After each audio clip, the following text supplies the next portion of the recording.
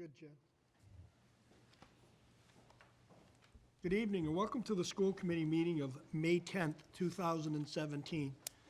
I would like to remind everyone this meeting is being broadcast live. It is also being recorded for use at another date if needed. So keep that in mind this evening. If anyone is going to plan on speaking, please come to the podium, state your name, so everybody knows who you are and everyone can hear. So as we start all meetings, I would please ask you to join me in a moment of silence.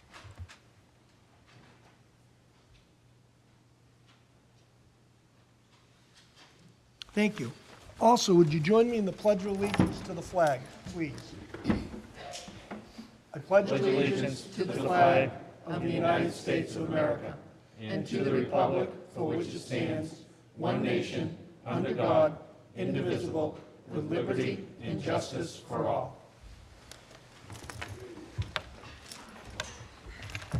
Again, thank you all for coming this evening. It's great to see everyone here. I'd like to remind everyone, because sometimes as I move along through the agenda, I forget these things. This is National Teachers Appreciation Week.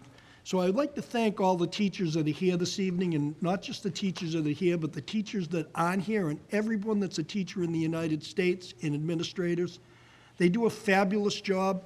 Without education, I don't know where this country would be. So I'd like to thank all of them and congratulate them for what they do.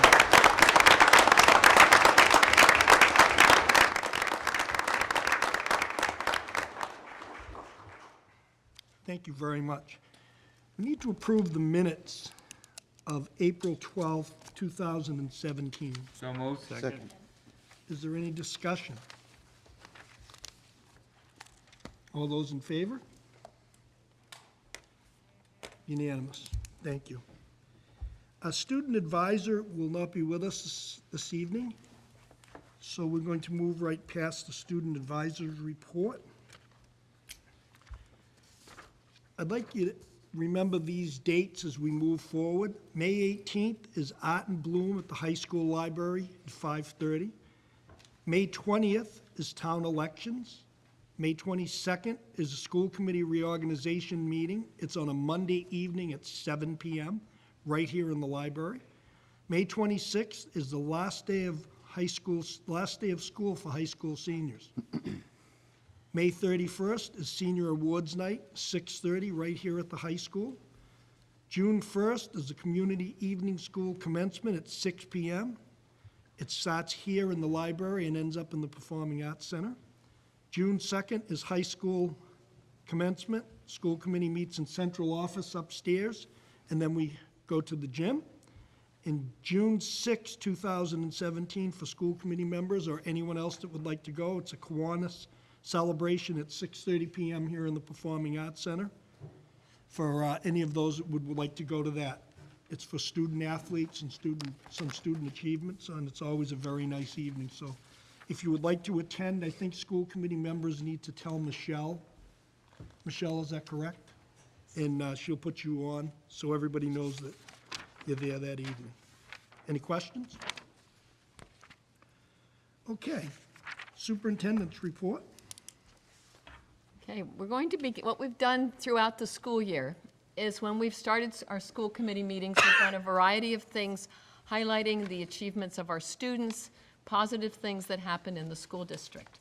Well, over April vacation, we had a high school trip that went to Switzerland and to Italy. And there was an accident on the trip, and that accident brought forth all sorts of the need for us to be able to say a great big thank you to all of the chaperones, the parents, the students, everyone who was there, so that that trip ended up with a happy ending. And so tonight we wanted to really recognize and thank every single person who was on that trip.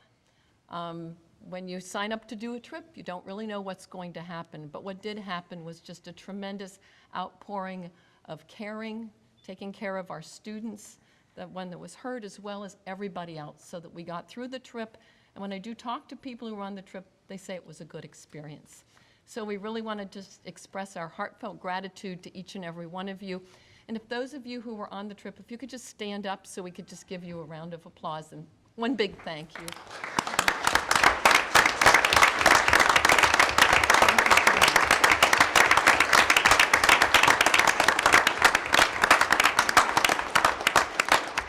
did ask Mr. Davidson, because he was the tour leader, if he'd just make a few comments this evening. Good evening, everybody. Bob Davidson, History Director and leader of the trip, as Ruth said. I'd just like to share with you some things I usually say to parents when we meet before these meetings. I usually look out in the pack and it's filled, and I tell people, very honestly, it's humbling to see the amount of trust that parents place in the adults in these trips. And I just want to echo that sentiment again tonight. And echo what Dr. Whitner said. Many, many thanks to all the chaperones and all the adults on the trip from the bottom of my heart. It really was a great experience. I really appreciate everything that everyone did. Thank you. Okay, thank you. And I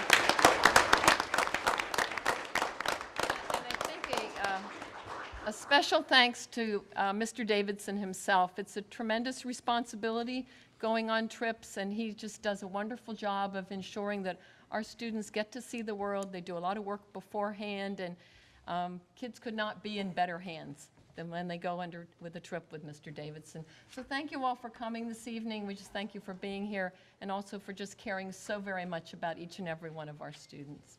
Thank you.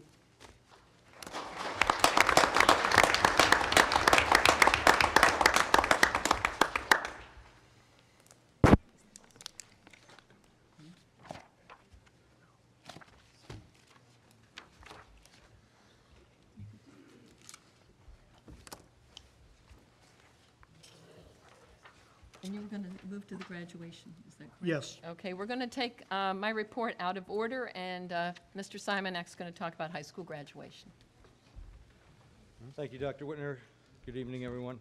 Mr. Hayes kind of stole my thunder by sharing all those important dates, and they are important dates coming up with graduation.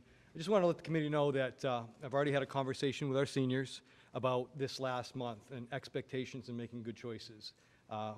Everybody knows this is a very exciting time, and sometimes students go a little bit, they push the limits a little bit and make poor choices around this time. Graduation, commencement, prom. We have prom coming up. So we laid out some expectations for them. Also talked about the senior assassin game. I don't know if you've read the newspaper. Channel 5 actually did a story on the senior assassin game where some students got into some serious trouble. The senior assassin game is using water guns and trying to take seniors out along the way. We have said it's not school-sponsored. We can't do anything on school campus. Students aren't allowed to bring their guns, anything like that, to any event on campus during the school day or after. And it was important to have that dialogue, and I think the students understood that. So I just want to review those dates for you again. Seniors' last day of class is really is the 26th. The prom, and it includes 3 days of exams. The prom is at Granite Links this year. The banquet is at Halifax Country Club on the 30th. The scholarship and awards night, which is a great evening, is on the 31st. The baccalaureate is on the 1st, and that coincides with the SEAT Community Evening School graduation, which is held in the Performing Arts Center. And we have graduation the next day on the 2nd at 6 p.m. promptly. Hopefully we'll be out by 7:59. And the MVP award ceremony is on the 6th, that following Tuesday. The reason I really wanted to address the committee about graduation this year, other than just sharing those dates, I had a couple of parents come to me last week and say, can you relook at the way we do admission to commencement? I was quite honest with them, saying that I don't know how it flows, what the line is with traffic. Once 4:30 hits, I'm with kids in the cafeteria, getting them ready, and as I shared before, it's the best day, and it's really the best hour and a half I spend with seniors, because everybody's excited, everybody's smiling. There are some tears, and there are cheers of joy, and there are some really high fives for students that were on the bubble, and they made it. So it's a really good experience. So I was candid with the two parents and said, I don't know what the experience is like, and they said it's awful. They said people stand in line, they get here, and I challenge that. They get here after 1:40, but there are people in line from 1:40 to 5 o'clock. We open the doors at 5 o'clock, and people come in. We've had general admission seating for as long as I've been here, and this is going to be my 7th graduation. And again, seeing what goes on, I don't see that process. I see the exit and wait in line to exit, but I don't see the entrance. I've been told from some parents it's okay, because they don't mind. They bring their chair, and it's a great thing. They're here at 2 o'clock, they get their seats, and they're ready to go. Okay?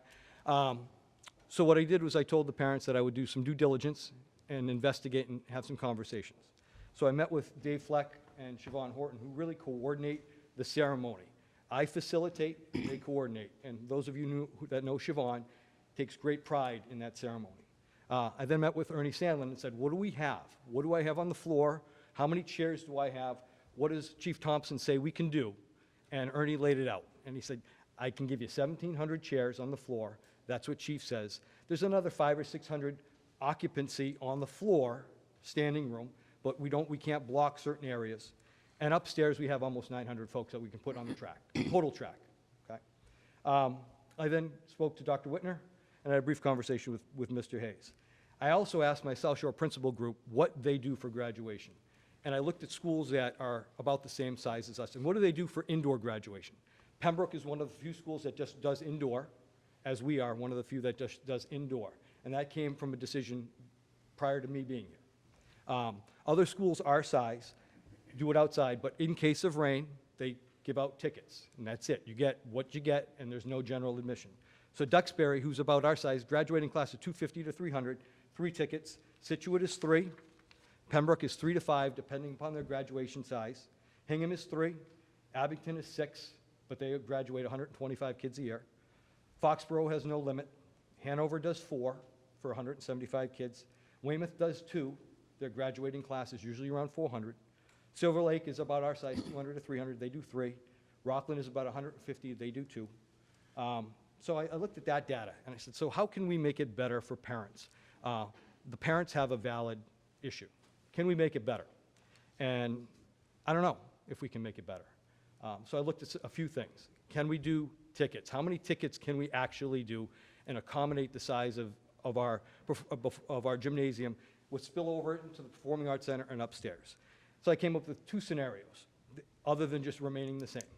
I came up with I just want to back up. Our graduating class hopefully will be about 280. We might have a couple drop-offs in that process, but around 280. Based upon 280 graduates, 30 of us on stage, 60 faculty, which I usually get between 50 and 60, 72 to 75 in the band and chorus, and 50 to 60 50-year grads based upon the area that they come. My recommendation, I have a few. We could stay the same as we are. I could give out 4 tickets for families, or I could give out 2 tickets for families. If I gave out 4 tickets for families, I would have them come in the main office door from 4:45 to 5:30. Ticketed people only there. At 5:30, all ticketed people must be in their seats, because then I would open the doors at 5:30 to 6 o'clock for general admission. We could do that, okay? How I would monitor that, I would work with our school resource officer and a couple of teachers. I could do that. Would we still have lines? I'm pretty sure we would. We would have some people up here. We might minimize that piece. Or I could do 2 tickets. I could give each senior 2 tickets and reserve 600 chairs for parents only for those 2 tickets. That might be more challenging for me to administer based upon a couple of conversations I had with kids saying, Ms. Simonek, if you gave that to me, my mom and dad don't like each other. How do I choose? Okay, and that was a very candid conversation. How do I choose? My stepmom and stepdad, I love them both, and they wouldn't be able to sit together. So I have to take that into account. So I could do 2 or 4 based upon the research that I did with my other schools. We're a little bit above that. And we also have the overflow of the Performing Arts Center for someone who wanted to sit and watch it live, because we stream it live. And we also have upstairs. So I look at making a modification that I think would be equitable, although I'm not sure in the end if some people would still be pretty irritated with me because they like the general admission piece. I still think we'd have lines. I still think they might be minimal, but I can guarantee a seat, maybe not together, but I could probably guarantee a seat for 4 people in a family. My issue would be around reserved seating. If a family decided to take 6, I don't know if I have the policing, and I use that word lightly, because I'll only have 1 person inside as a detail officer to make sure that doesn't happen. So it would be more on the honor system. And families might not be able to sit together. But at 5:30, the expectation would be those main doors open and all bets are off. Any seat that's open is a seat that someone can sit in. Anywhere that's standing room, and I know I watch a lot of dads up top, and they like to walk. I'd like to walk, and the view from up top is wonderful. And I also wanted to remind parents, because I know this is an issue, that during the commencement ceremony, we have 2 professional photographers on each side that take a picture with the school committee folks that hand out the diploma, a shot of the diploma, and then a shot of the student walking away. But we've always allowed parents to come up front for individual pictures right there. So we keep that. And I think it's a good, happy meeting. It's worth a shot. And I'm asking the committee to support that recommendation. And I'm very happy that the folks have brought this to my attention, because I actually told the parents that I've had a couple people call, you don't do tickets, why don't you do tickets? And I said, we have never had, and I've never gotten a complaint. And I've never gotten a parent after graduation saying that there was something wrong. People tell me a lot of things that are wrong, but never after commencement. Usually they're happy their student graduated and they just want to go. They paid their bill and they're all set. So I'm bringing that in front of the committee just to say, and I know the parents, there are some parents here, but it's something that did some due diligence and I didn't have an answer for them right up front. And I wanted to bring it in front of the committee because you're on stage and you have to deal with community members and things like that. There are some community members, since we're open, sometimes come here and they watch the graduation. They've been here, they see a great-grandson, or they coached a kid or whatever, but we're still giving them an opportunity to go, but we're not going to guarantee them a seat. And if it goes well, I think that's something we can start. The other piece around graduation is I did ask Ernie Sandlin to start investigating, just as we start the process, maybe looking at going outdoors again. And that's far away, but just looking at the process, as we just open the door to begin a dialogue about how we can do things differently, either making them better and tweaking them along the way. So my recommendation would be to move to the 4 tickets for this year with the separate entrances. And I would love the committee to endorse that recommendation. Robbie? Thank you. Bravo, Jeff. Really. I know this has weighed heavily on you this past week, because I got quite a few phone calls and emails about it and kept Bob in the loop on it. Thank you very much for doing your due diligence with it. So for one committee member, it's very much appreciated. I'll make a motion for what Jeff recommended, that we do 4 tickets for the students with a separate entrance, starting at what time? I would start them, see, and the recommendation, which was a great suggestion from a parent, is we bring the seniors in 15 minutes early too. And they would bring them in. You know, and I can have a few seniors wandering around. It might eliminate some parking issues. I'm not sure. Again, I don't know. And I don't, it's hard for me to make a recommendation when I don't visually see it. So this is out of my comfort zone. Yeah, no, that's okay, yeah. But I'm basing it upon information that I have and that I've collected and taking a shot, you know what I mean? And trusting that people are honest when they're in the building. And sometimes that's hard to trust. I'm not putting students in positions to take tickets. I'm not putting students in positions to make judgments for adults. That's not comfortable for me, and it's not comfortable for kids. So I'm going to have to look at who I can get to monitor. And as the committee knows, I'm pretty short-staffed anyway. So we'll look at it and make it work. And that's how I like to operate. If things aren't there, bring it to my attention. We'll look at some things. Sometimes we can't. And maybe next year this doesn't work, and we go back to something. Or we look at differences. But I would say 4:45 for ticketed, 4:45 to 5:30. That should be sufficient time to get people into those areas.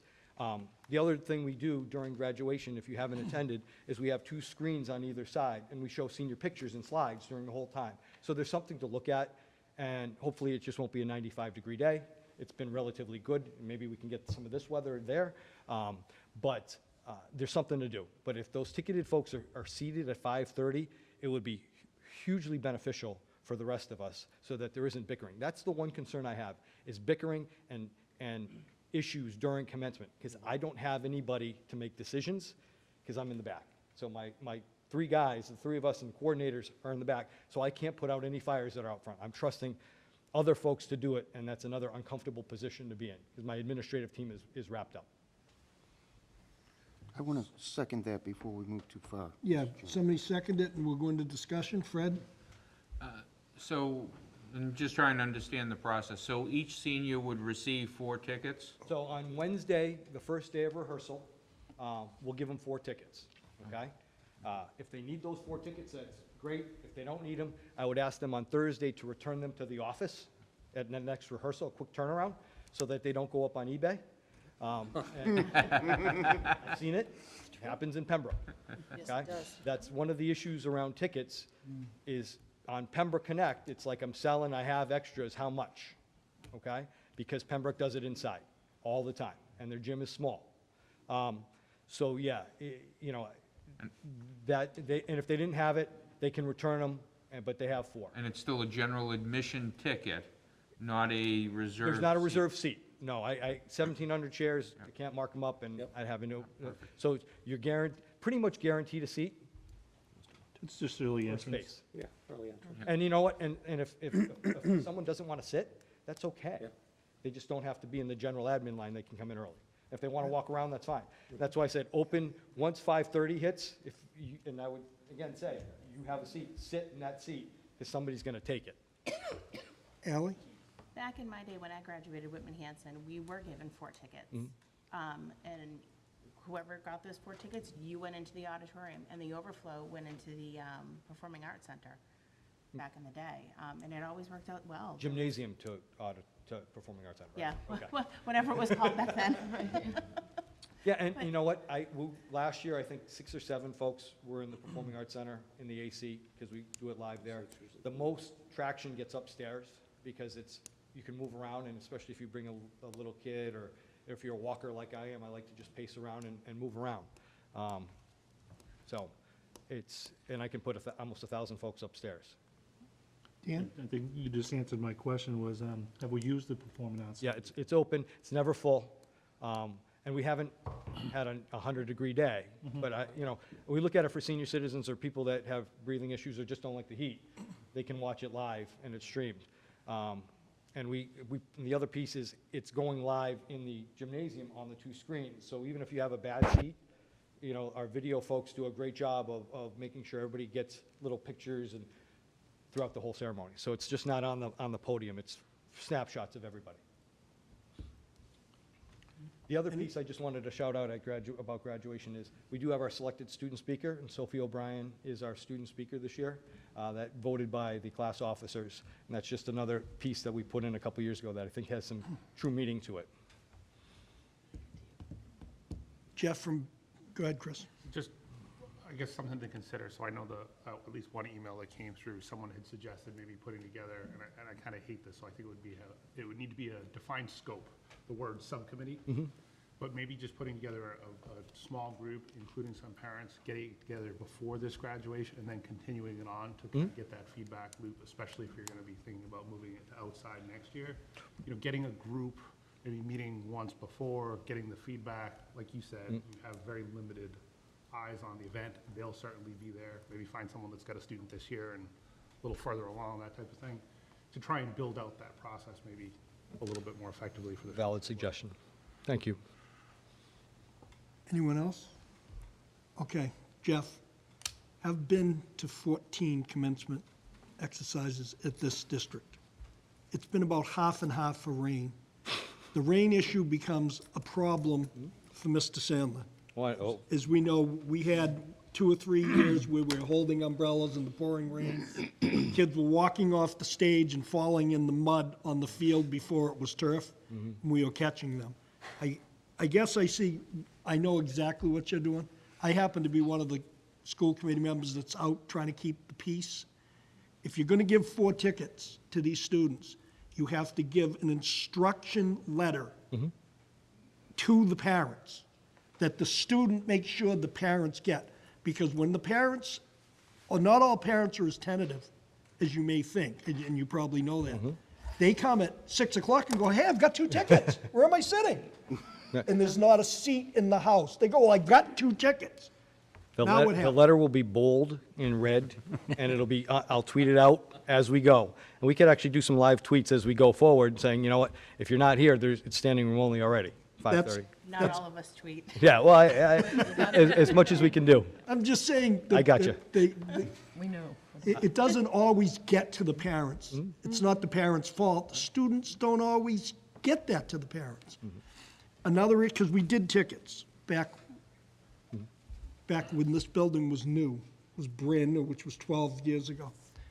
And there was 6 of one, half dozen of the other people lost tickets. How'd you keep track of it? I lost my tickets, I need 4 more. And then I lost my tickets and I need 4 more. And it became, there's other problems that go along with tickets. I'm not totally against it, but I am a little bit. That's my concern.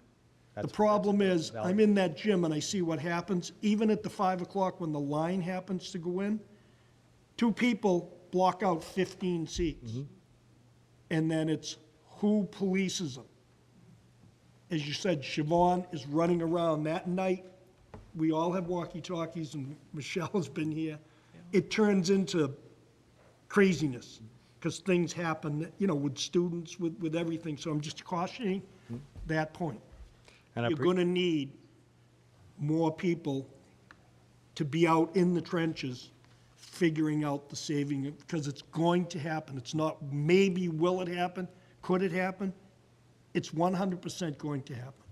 That's why I put out that publicly, and I know we're public. It's got to be honorable. And I'm trusting that the people of Whitman-Hanson are honorable. And I know things are going to happen, but I'm putting it out there, that I'm trusting in the parents to make good choices, like I've told their kids, around graduation time. And we're going to try this, or hopefully try this, and it's effective. And I look at the little bugs, and those are the little things that creep in the back of my head, saying, how do I do this, and how do I do this, and how do I... That's why I'm nervous about the 2, because I don't want to have a senior make a choice between mom and dad. And that's one of my issues. And even with 4, we have big families. We have this, and 4, it's up, it's going to be standing room only for some folks. So if we can move forward, but I hear absolutely what you said. I mean, outside's a perfect storm, but Ernie knows what it's like. You set everything up outside, and then the weather changes, and we've got to come inside. The cost, it's cost prohibitive. That's why we kind of went to the inside rather than rolling the dice. I mean, we were inside one year. Quick story. I'm running a few minutes late. I charge up front. It's beautiful. I've got the roof down on my wife's car. Beautiful. I pull right up front. I park because I'm a few minutes late. I'm sitting inside with Pam Gould, and the lights blinked in this beautiful building. And I said, Pam, what's up with that? She goes, Bob, take a look outside. It was raining so hard, by the time I get out to put the roof back up, I opened the door and the water just poured out of the car. June of 2007, my first graduation. I was outside. So I what know, I'm saying I get is it. The weather changes like this. That's why we didn't- And that's, you know, but again, I go back to doing due diligence and working with Ernie and making a decision, or going through it. I lived through 2 in the pouring rain outside. And as a principal, making the decision, if we go in or out, I can't win, especially if the sun comes out and, you know, the weatherman said it's going to be 100% chance of rain, and it's beautiful out. So those are the things I want to vet, and with Mr. Howard's suggestion with a small committee, and just, you know, flesh it out a little bit. I would, Dan? I would add, put it out on the cable access also, the notification. Okay. for people Oh, to yeah, come to great idea. get it. It's- About tick- They run it all the time. Thank you. Pardon me? The Whitman-Hanson Express, putting an ad in there would be a good idea, Tracy, too. could you, Tracy will do if it's voted, any further discussion? And Jeff, I guess, Robbie, your motion was to give 4 tickets. To the seniors, yep. Could you add this to your motion? I'm not going to change it, but to be looked at year to year. Oh, yeah, yep, that's fine, to be looked at annually. Second. So that's the motion. Yep, so 4 tickets to the seniors to be reviewed annually. Mr. Boyce, that's your second? That's my second, yes, sir. Is there any further discussion? All those in favor? All those opposed? All those abstaining? Thank you. Thank you, Mr. Simon. Okay, thank Thanks you, a lot. Jeff. Thank you, Jeff.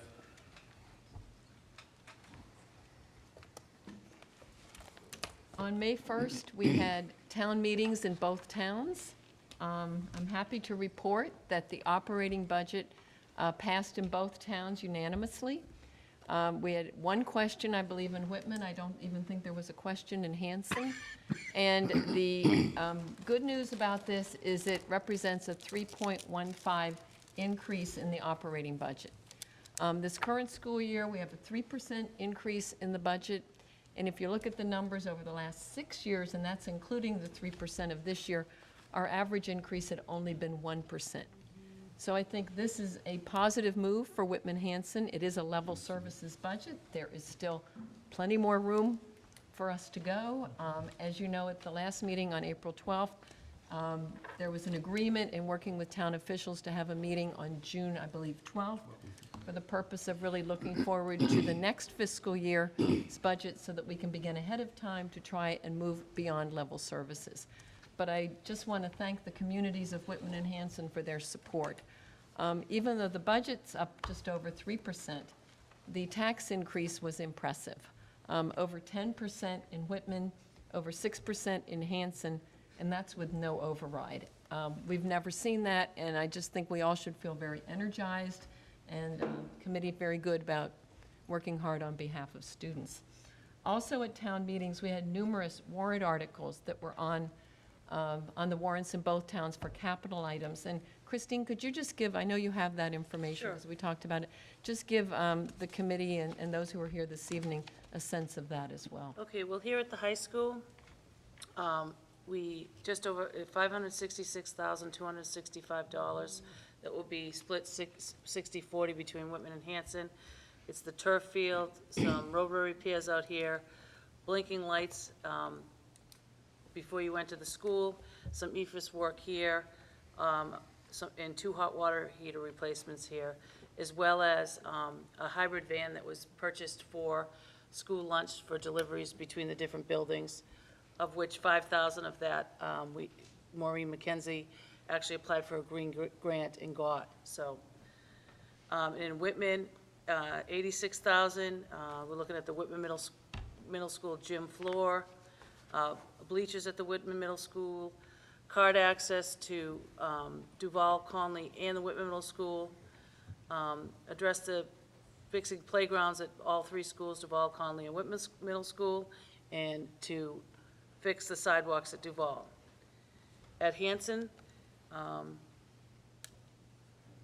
they appropriate $168,317, which at Hanson Middle School, they're going to recommission the HVAC system, card access at Indian Head and Hanson Middle School, industrial ceiling fans at Indian Head and Hanson Middle School, security cameras at Indian Head, replace the rooftop unit at Indian Head above the kitchen, and to remove original ceiling at Indian Head.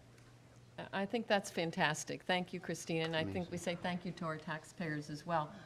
This was very generous. I think it allows us to be proactive in taking good care of the buildings that we have and really moving forward. So one of the challenges for us is that we do have town meetings simultaneously, and we can't get to all of them, so we have to divide up, and we're texting back and forth to see what happens. But I don't think we could be more pleased with the results, and I think it's very energizing as we move forward to continue to try to do what's very best for our students. So thank you to everyone for your many efforts in believing in Whitman-Hanson and in our students. One of the things that was also voted on April 12th was the closing of the McQuon School.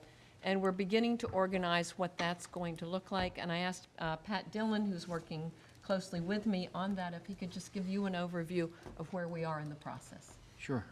So a couple areas we've already looked at. The first one is the leadership oversight. So obviously it's critical that we maintain the proper leadership presence in both buildings, McQuon and Indian Head, during the transition and to closure of McQuon. Currently there's 4 administrators. There will be 4 administrators to support the student, staff, and parents.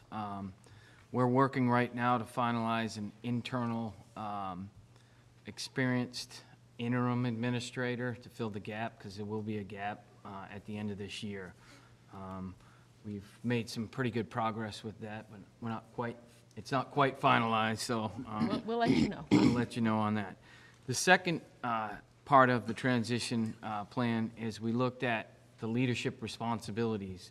So 5th into Hanson Middle, that will obviously be a role of Bill Tranter's in his evaluation and his set of goals next year. The McQuon to Indian Head piece, Dr. Wilcox will most likely own that. Again, supported by a cast of thousands, but we do need to identify the people who are responsible for the success of that portion of the transition. And then there's the preschool and the special ed programs. Kyle Riley's coming in July to replace Dr. Quealy, so we're not going to do anything with that. We have done a good bit of work looking at where the preschool might go. We've looked at the high school and the Duval School, the pros and cons of each. Dr. Quealy did a nice summary for the superintendent. That's about where it's at right now. Absolutely no decision has been made on where it goes, but those two are the most likely places for the preschool. And again, there's a whole set of special ed programs that we need to look at. Kyle Riley will be the administrator who is responsible for that portion of the transition. Again, those three leaders who are responsible for those kind of high-level portions of the transition, they're supported by the superintendent, the assistant superintendent, and all the functional organizations. Chad's group, IT, Ernie's group plays a huge role in the facilities part of it. And then the last piece of the planning so far is, you know, our intent is to spend the summer to actually document the plan. So it's our goal to spend a good portion of the summer focused on those three big areas of transition. Also, an output of that will be a parallel communication plan, because it's essential that as we're doing this planning and we're starting to execute on the transition, we're communicating effectively, because we can do the transition effectively, but if people don't know about it, that can cause some concerns. So that's kind of a high-level overview of what we've done so far, and I'll answer any questions. Yeah, Ron. I was just going to, and you actually kind of just hit on with the communication plan. Have you guys had any meetings yet with the staff at Indian Head of McQuon? No, we want to make sure we have an understanding of what the leadership is going to look like. Okay. I would imagine that that should be finalized within the next week or so. Excellent, okay. But we had to get back from April vacation and have some Just, I mean, conversations. as I'm But sure you guys are aware, there's anxiety. Of course there in are. both schools with the Yeah, staff and things like that. exactly, but that should be I would think that's forthcoming. Okay. Yeah. Thank you. Any other questions? Anyone else? Chris? Just, you hit on the communication plan, so what would be the target for the first communication? Probably External. external would be a validation of which leaders are responsible for which portion of the transition, how to communicate to those individuals. I mean, I think that's the biggest key. I think we'll see a good bit of need to communicate, especially if there's any impact to the special ed programs, if they have to move schools outside of Indian Head, which I think there's a likelihood that would happen. So really being able to communicate who they can speak with, I think that's the biggest. I think we'll also have a tentative schedule of like transitions. I mean, it's not all going to happen September of 2018. Right. I mean, I think there are things that will happen along the year. To communicate probably a set of sessions where people can physically come in and ask questions. Excellent.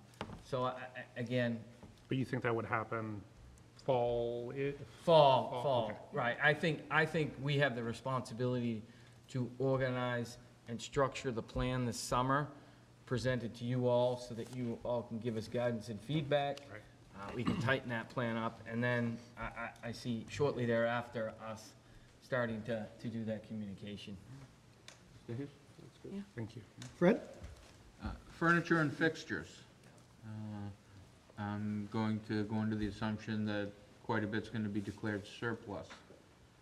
Just to hope that a transition plan would include the residents of Hanson being able to,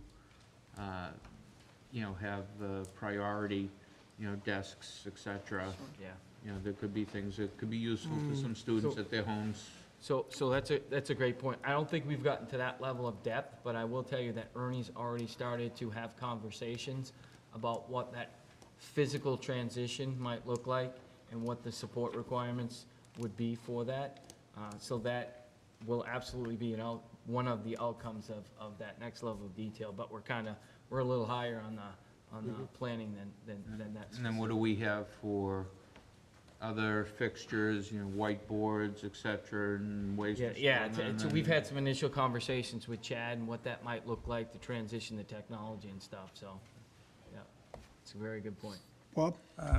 Having lived through a transition such as that years ago, when we Thanks, moved, Jeff. when we moved the 6th grade to 7th grade, there was a transition very similar to that, not quite as big as a transition. But I found it very important that the staff be involved. I think it's a good idea to let them walk through their classroom space to see what that looks like. Potential schedules, duties. Parents, like you said, need to be informed. I know in our particular case, we had to buy new furniture because some of the furniture was just too old and wasn't worth keeping. Positioning of like whiteboards or whatever thing you transition to classrooms. Storage areas, because sometimes when you go into a classroom and you don't have the ability to say, I think this should go here, they'll come in and just slap it up any place you want. And then that doesn't create a very good flow for your classroom. I know that there was anxiety, but we had several people who were on a committee such as you're talking about, and then informed the staff, and it pretty much went pretty smooth. I know that we had all of our materials put in storage on site where they were moving. I believe the custodians had us pack our stuff up in boxes, and then they moved it, stored it, we labeled it, and then it was delivered to our classrooms, and then we kind of did. And that's also a good way for teachers to throw stuff out they haven't used for maybe 10, 15 years. It gets buried in the back of your file cabinets. But I think it's a difficult thing, but it can be simplified, providing that, as you said, the communication is well broadcast and everybody knows what to expect. And as far as the students go, as I said earlier, they're pretty resilient. And there may be a few hiccups the first couple of days, but I think in the case that you're talking about, they all know one another. When we did our transition, we had them from 5, I think 6 or 7 elementary schools all coming into a new situation, and that created some problems. But so I think all in all, it'll probably go smoother, but that's just some of the background that I had, because I did go through that. Pat, when we transitioned from the high school, that building to this building, as you know, everything was brand new. Everything came in here brand new. And that's not going to be the case when we transition out of McQuon. But there's going to be surplus of stuff. So we probably should look at it, because what we did here, Ruth, you remember this, we had a 3-day yard sale. That's great. Out after school had gotten, and everything, the teachers had moved in, and they had to figure out what they had to take from the old building, and they had some extra time. Then everybody was like, we're in the building. We're good. The stuff is surplus, because obviously we're gonna have a lot of stuff in McQuon that's gonna have to get out of the building when we hand it back to the town. But I'm sure the town is not going to worry about a month or 2 when we make the transition, so we'll have some time. So we might want to think about some of that, because we're going to have that facility to transition out of, because we're going to have a ton of stuff in McQuon. Bob hit it right on the head. Stuff that's been stored away in places that it's already been declared kind of surplus, but it got put in the boiler room. It got put, for use at a later date, so to speak, to save the taxpayers some money, and it just never get used. So some of that transitioning, as you know, Robbie, you've been over in that building. At least there's no science lab. Usually there's issues with science labs and chemicals laying around. Yeah. Exactly. There's no science lab. So I think if communication has got to be the key word in that transition. So. Any other questions? Okay, thank you, Pat. I wanted to report to you all on our English Language Learner Program. As you know, we've been talking about it off and on throughout the school year, but I felt it was important for the committee to understand the changes that we've seen just over the past year. When we ended last school year, we had a very small number of English Language Learner students. At this point in time, we have 42 students identified as English Language Learners. So this is a jump from about 10 to 42 in 1 year. When I have met with other superintendents, we actually talked about this at a meeting last week, many school districts are seeing the same thing happen. We also are held to standards by the Department of Elementary and Secondary Education in terms of the amount of time our students are supposed to have, the procedures we're supposed to go through in terms of identifying them. So this year, we started the year with one ESL teacher, and we had to add a second one. And this is a young man, Michael Caponigro, who has been working largely at Whitman Middle School, which has one of our larger populations, and also at the schools in Hanson, which tend to have smaller populations. Just to give you a breakdown, at this point in time, there are 42 English language learners. 12 of them are classified as FEL, which means former English language learner. So as they go through the program, they're tested a lot. There's a test called the Access Test, and it looks at their levels of proficiency in a number of areas. So over time, the goal, of course, is to move to proficiency in the use of English language in academic settings. Once a student has passed through the program and has met those proficiencies, we then are required to monitor them for up to 4 years. If they graduate, of course, you don't have to do it, but for 4 years after they're declared that. So there really is a tremendous amount that needs to go into an English language learner program. Just to break it down for you, of the students that we have, 28 of these students speak Portuguese, primarily Brazilian Portuguese as a first language. We have 2 French speakers, 5 Spanish, 2 Arabic, 3 Gujarati, which is an Indian dialect, 1 Tagalog, which is from the Philippines, and 1 Polish. One of the pluses is that one of our ESL teachers is Brazilian Portuguese, so that certainly helps with some of the language problems, particularly when we're talking to parents. The other thing that's happened with English language learners in the last probably 18 months is that school districts, and we have a very small percentage, but school districts are getting students who have been undereducated when they come to school. So this year, we had a student come fairly recently, 18 years old, wanting to enroll in school with the equivalent of a 7th grade education. Now, at Whitman-Hanson, that's a huge challenge because the student, when it's a high school diploma, we determined that student would probably be 23 or 24 when that was actually accomplished. Fortunately, we were able to work with the Brockton Public Schools, who would love to have a program like ours. They have over 100 different languages and many programs. And in working in partnership with them, they are able to provide services for that student. She's going to live with her grandmother. It will work. But there are many, many challenges that go along with this. There is federal money for English language learner programs, but you have to have 100 or more students in your English language learner program. As I told you, we have 42. Fortunately, because of our relationship with North River Collaborative, they write grants on our behalf, and they include the other member school districts giving a number of more than 100. And as a result, we have had resources available this year for parent meetings, as well as for tutoring after school and on weekends. And there's going to be money available this summer. And I know Michael, one of our teachers, is going to be available this summer to work with those students. But I thought as a school committee, it's important for you to see how there are changing demographics, and students will come to us. We have a student who came here this year practically fluent in English. So that's a level 3 or level 4 student. We have other students coming here who speak absolutely no English at all. And one of the other concerns that comes with the program is that there's huge transiency. We have 2 students who came to us this fall. I got a letter from the parent that they've already moved to another community. Could they stay with us till the end of the school year? So these students also, in addition to having language challenges, have to deal with in and out of different schools. We have one student who, by the time he got to us in October, had already been in 3 high schools in this school year. So it's an interesting challenge. We're called a low incidence district. Our 2 teachers are going to a program tomorrow for low incidence districts, and we'll come back with information.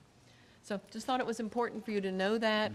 You know, those are changing demographics, and, you know, we're doing the best we can with the resources we have. There are not a lot of licensed ESL teachers out there as well either. So if you have any questions about that, I'm happy to answer. Okay, we'll keep you posted on it, but it's something that's a real change over what we've done. If it's any consolation, Ruth, in Brockton, we have 53 different languages. I know. And the issues 53. that we have are minor compared to theirs. Absolutely. The next piece is it's that time in the year for me to review my goals with you. You have envelopes that Michelle put together, thank you, for doing my evaluation. I will review the goals for you, and we do have our reorganization meeting on the 20th of May, so if you could return them to Michelle prior to that, that would be terrific, really appreciate it. If you have any questions when you're going through it, we're happy to answer those. So for this school year, there were 4 goals. These are all linked directly to our strategic plan. We've talked to you a lot about our strategic plan. The 3 pillars of success: every child, every day with healthy minds, healthy bodies. Pillar 2, a K-12, pre-K to 12 longitudinal system of curriculum and instruction. And Pillar 3, safe and secure learning environments for our students. So when I developed my goals, shared them with the leadership team, principals shared them with teachers, we send them out so that everyone knows what they are, and we try to keep the goals in the school district aligned as much as we can. Because we did work with Planning for Success, the Department of Ed actually asked if they could publish these goals on their website because it's showing for them how they're trying to reduce the number of plans people need to do in their school districts, but also how plans can be cohesive and in trying to ensure what needs to happen. I believe one of the reasons that we had an optimistic outcome to our town meetings is because of this strategic plan. Because I think we've all become better at articulating who we are and where we want to go. And that's why I think it's been very important to keep that plan out there and to really work hard to look at what it is we need. Even though the success budget wasn't successful last year, at the end of the school year, as a committee, you dealt with class size, and that problem was solved. We were able to increase librarians. Are we where we want to be? No. But we made progress. And this year, we've continued to make that progress. And I'm optimistic as we have our meeting June 12th, and we look forward that we'll be able to continue to do that. One of the things that's important when you have a strategic plan is that you have action plans that really mean something. So we have annual action plans. We shared those with you at the beginning of the school year. And we've been very fortunate because our consultant from DESE really loves Whitman-Hanson.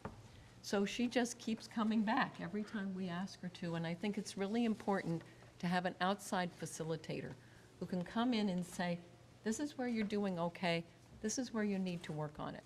If I was doing it as superintendent, everyone's looking around, what does Ruth think? Should we do this? Should we do that? And we don't get the unbiased look at what we're trying to do.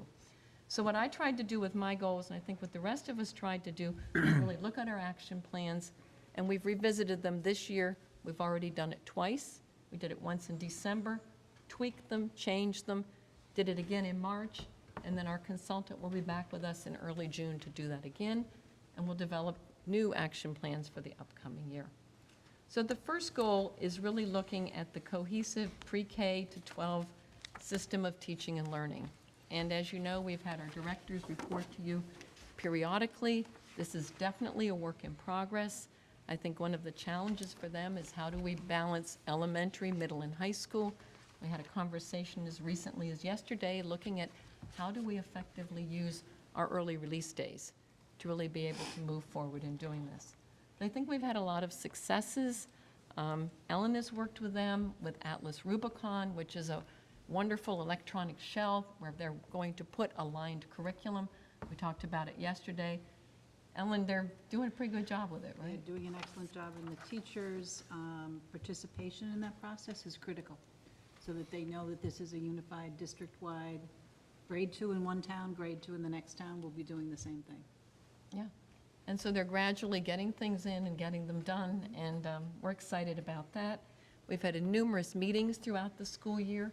As you know, when the budget was approved, that's going to include new curriculum at the middle school in both mathematics and science.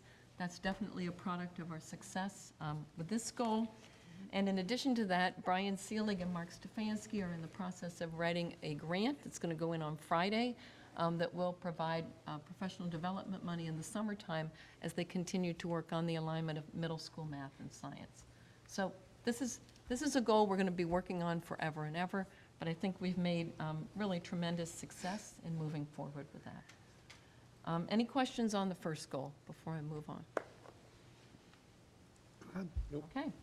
Second goal is we're really looking at how do we communicate our plan and how do we do communications.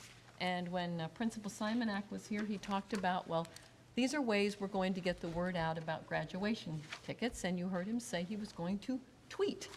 So one of the things we've worked at this year is trying to be better at using Twitter, trying to get positive information out about the school system.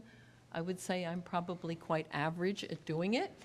Some of us are much better at it than others, and George Farrow's past master at it, but really a way of getting things out there. In addition to that, we have been working with local cable access. It's under new direction. Chad and I have met with them. They're working on doing this meeting tonight and trying to use our cable station to get the good news out about Whitman-Hanson and also to help people be informed. In addition to that, Pat Dillon has been working on a variety of things with working with our safe first responders in terms of communicating with them so that that information is out there as well. This year, we've been very fortunate to be part of the Radar project. And Radar is almost the second step of planning for success. And what Radar does is it looks at all that information that we send to the Department of Education, sorts it out, and is trying to look at that as how we link our plan, our budget, and what we know about the data that we have in schools together. Next week, Pat Dillon and Christine Succo will be presenting on behalf of Whitman-Hanson at MASBO, which is the Business Officials Conference, about the work that we've been doing with the Radar project. So it's another way that we can communicate with people what Whitman-Hanson is doing, what our successes have been, and where we can do better and work on that. I do think, in terms of communication, the success we had with our budget is the product of working closely with boards of selectmen, finance committees, trying to keep the process as transparent as we possibly can. We have a new website that was launched this year. I think that's gone very, very well. We work with the Express to get articles in as much as we can. We've also communicated through employee benefits fairs. As you know, health insurance has been a big issue with us this year, and Michelle has worked with Christine and Pat to get that out. We just had our fair at the end of April. So a variety of ways of trying to get everyone to communicate better. Munis system continues to be something we work on. We're working on employee self-service now, which will allow our employees to be able to get information about their W-2 forms, all sorts of different things such as that. So communication, it's an ongoing challenge. I think it's something we've made good strides with this year. Any questions on the second one? Fred? More of a comment than a question. Sure. We considered our budget for 2018 to be a success, and I don't look at it as being a success. I look at it as treading water. I look at it as the need for our school district, and we need to, in my opinion, keep harping on this day after day, week after week, to do level services, to tread water, is just simply unacceptable today. I think that's a valid comment, but I also see it in some ways as a positive because we have not seen a 3.15% increase in the budget in a long time. I agree with you that it's level services, but I also see it as a movement forward. Well, the reason, can I just please finish? When I reviewed, and if you look at the community guide to the budget that we put together, we haven't had level service. We've been cutting, reducing programs over and over again. 2 years now of level service. Now I think it's time to move forward. And I think we've got people really willing to do what they need to do. I think this year, one of the huge challenges, Fred, was the issue of the increased health insurance. And I think without that, a 3.15 would have moved us much farther. And that's where I think it's going to be so important that we meet with everybody to get moving on this, because I can guess that next year, a level service is going to be another 3.15. So it's going to take way more than that to get what you're talking about. You know, the big issue is, and the towns were tremendous in supporting us tonight. And you don't want to minimize that, that's right. Exactly, Yeah. don't want to minimize that at all. but we're not But when done. you're looking at the fact that 52% of our budget comes from the state, our towns can raise their levy limit by 2.5%. If our budget's increasing by 3% and the amount of monies that they have allotted for the schools obviously ends up increasing, they're standing behind us and they're doing their best. Right. But the state's not even giving us a 1% increase. It's like 0.6 or 0.7, it's ridiculous.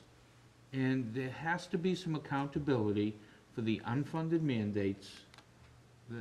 They require us to do so much. I think the unfunded mandates and also looking at the Chapter 70 formula, that's a real problem. It's a formula that is based on early 1990s. It doesn't take into account costs for special education, doesn't take into consideration costs for health insurances. And Yeah, I so you're just- right. I mean, you're true. It is, I think we're moving in the right direction. That's the good news. I just want to say, I don't consider that to be, our budget to be a quote-unquote success, because it's still unacceptable.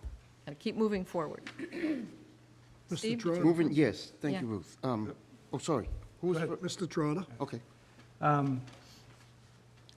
I think something that's important, and I want to compliment my members, is that we started out at 11.5%.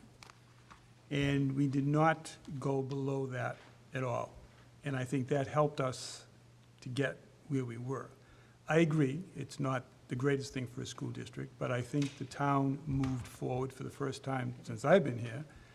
And I think this committee, by holding its ground up to the last minute, probably had both towns realize that, we were serious. Because in the past, as I've said before, we've always acquiesced, we've always dropped down to the bare minimum. But this year, we held fast.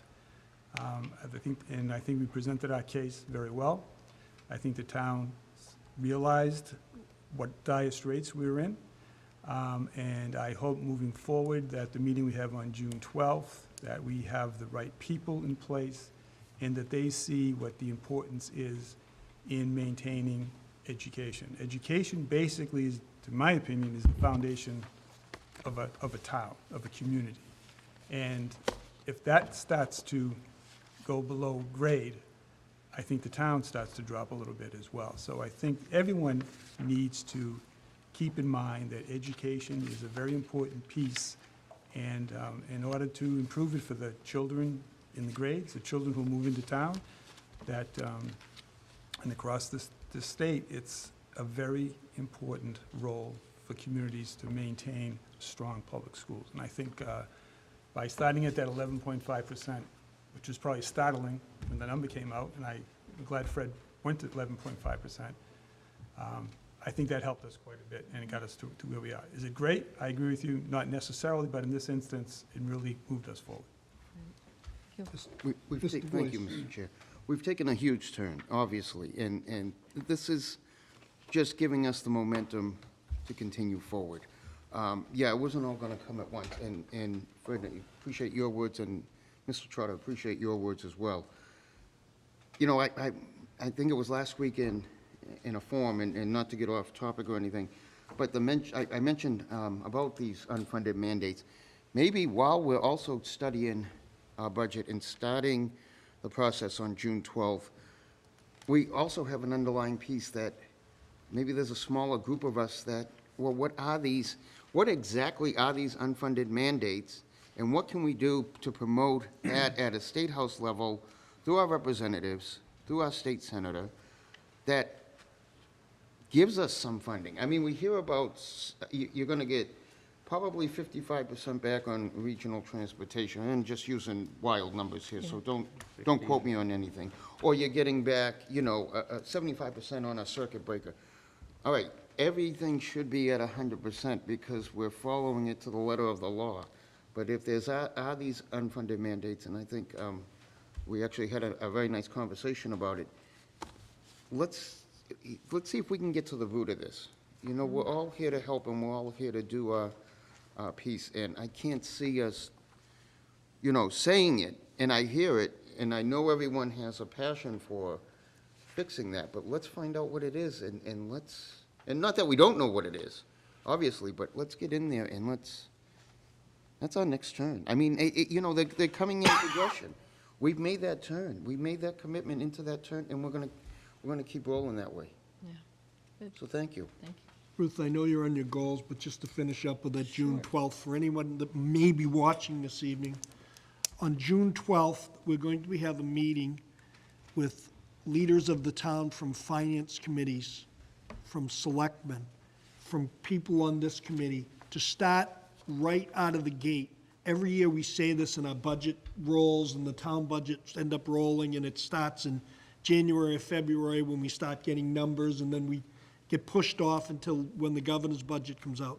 This year, we're going to be putting a task force together, and our first meeting is on June 12th, to see if we can't get a little ahead of the ball here and see if we can't figure out some of this funding, and whether it means dragging in the legislators, as you've talked about, or going further, or going to the State House. We're going to try a little bit different approach as a regional school district and see if we can get some traction going here. It's something that we're doing different that we haven't done in the past. So we'll be reporting to everyone as we have these meetings at the next school committee meetings to come forward of where we are, and if some people might want to attend these meetings, they're open meetings, we'd be more than happy to have anyone there that has any type of input or play in the game, because ultimately, that's what we're looking for, is to straighten this budget gap out.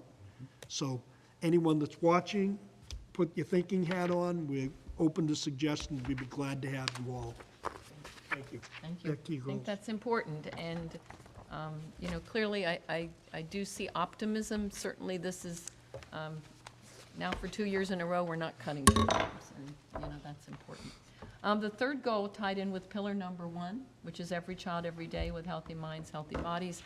And this is clearly a goal that is of utmost importance to us, because if our students are not socially and emotionally ready to learn, everything we do is not going to be nearly as effective. And for this particular goal, John Cleely's worked hard on this. He was the successful grant writer of a $20,000 Safe and Secure Schools grant that's coming to fruition. In addition to that, Maureen McKenzie has done an awful lot with the food services program. She's getting newsletters out. We've had numerous promotions because we know that nutrition plays a big role in this as well. We've been part of the North River Collaborative Grant. Unfortunately, that is going to end, so we know we need student support, and that's really our next step as we look at the budget, is how do we ensure that we have the social workers in our schools to help us meet the needs of our children. This is something of huge concern to us. And we've made some progress here. There was a wellness fair that was held in April, quite well attended. We worked with Panther Education Trust on that, and also North River Collaborative. John's been meeting regularly with the Wellness Committee to keep this all at the forefront.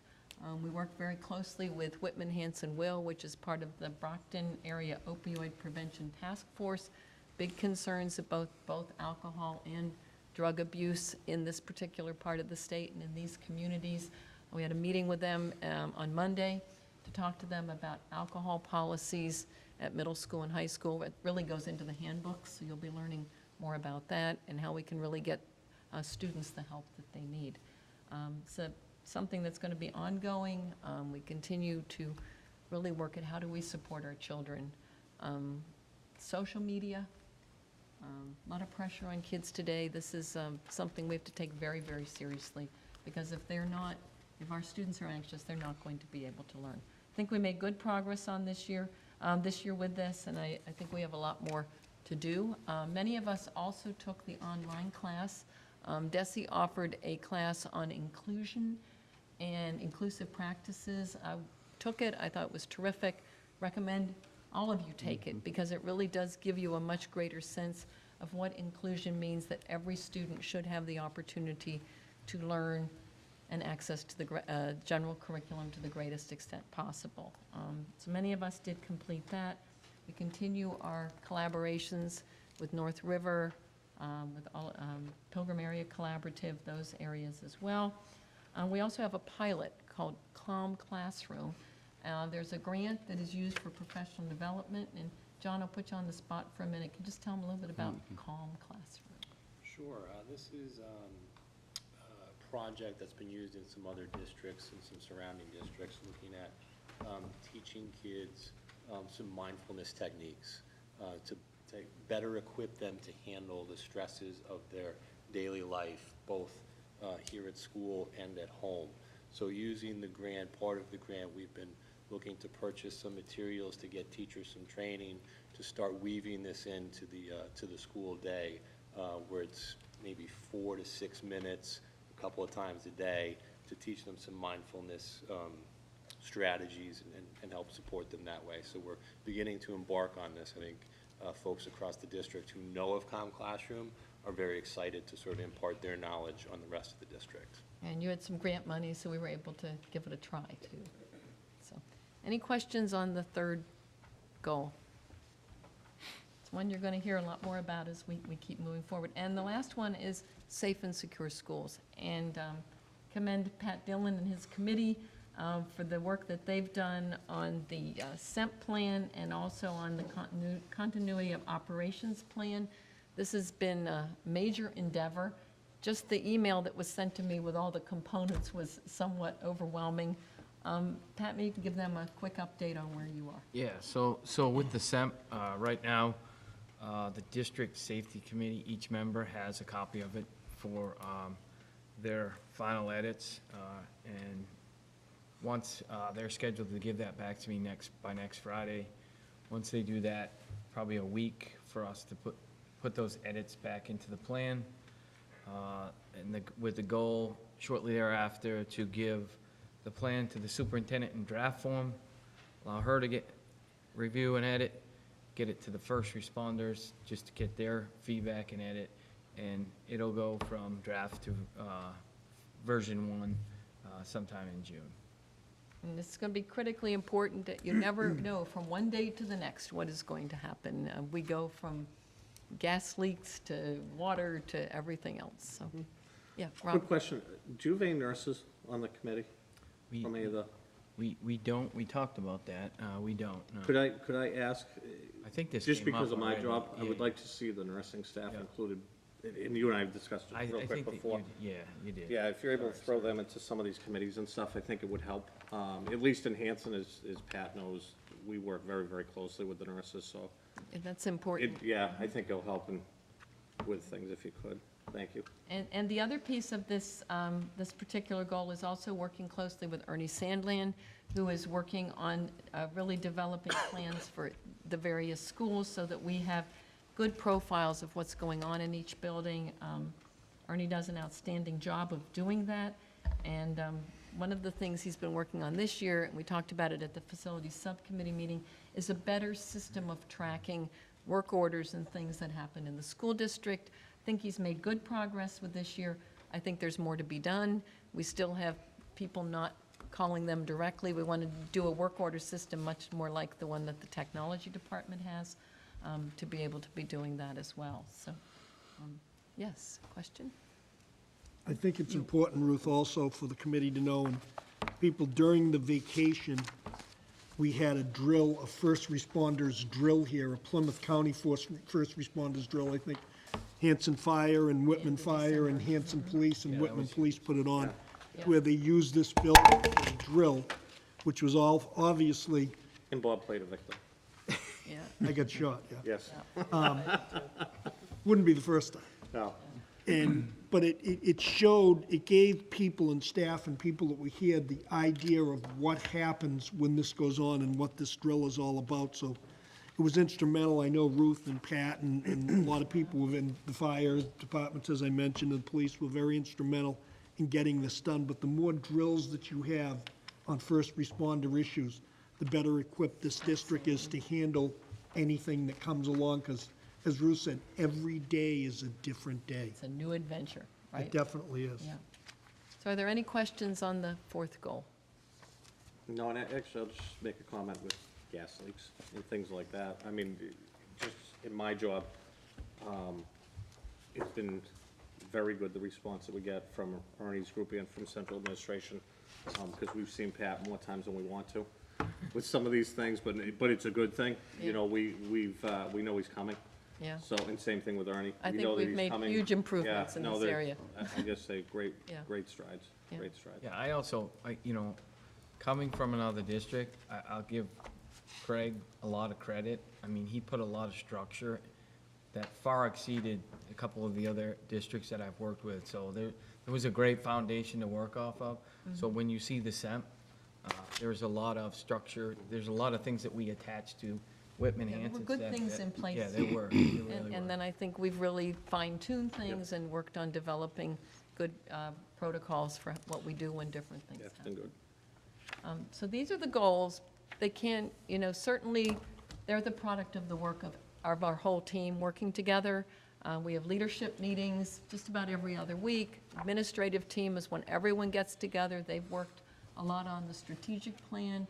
We've got great support personnel at all different levels, so it takes a lot of people. It's a team sport, educating students, and it's a lot, but I think we're ending the year on a good note. And the positive community support at the end of this year is certainly a good way to move into to next year. So happy to answer any questions, or if you have questions after you've reviewed this or you want more detailed information, I'm happy to provide that for you. As you know, as Ruth finishes up her goals, you have a sheet in front of you. These goals have to be discussed in open meeting. So please fill out your sheet and either turn it in to Michelle or myself, and then in the next meeting after that, we will come out with the results in an open meeting to tell you where the committee thought Ruth was with her goals.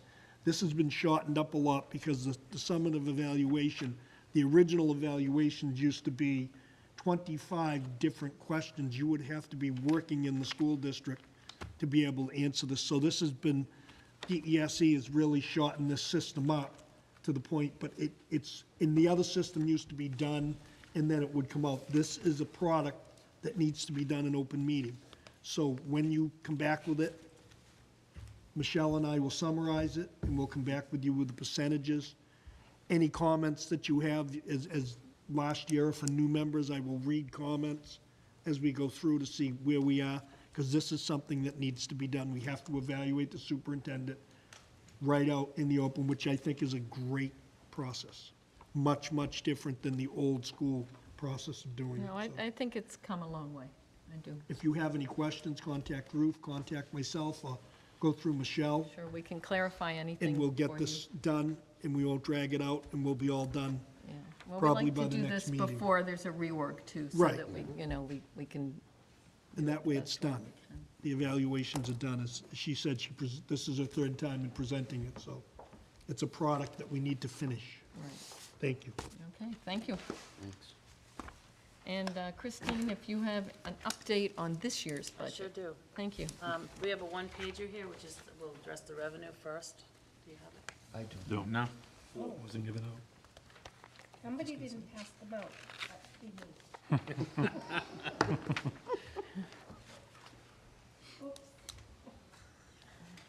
We're just making sure.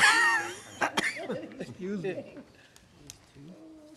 Yeah, so there's, I'll start at that end too.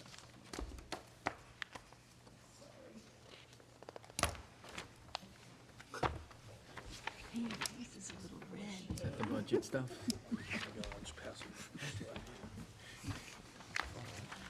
Take one, pass it Yeah, around. take them together. Take the whole thing? Yep. The whole thing. Thought it was a one-pager. I thought it was a one-page. Well, the one page is The on one the page top, is the the other is the revenue that I expense. thought you had, so I'll Yeah. address that once everyone has their packet. We're confused. Another one? Almost there.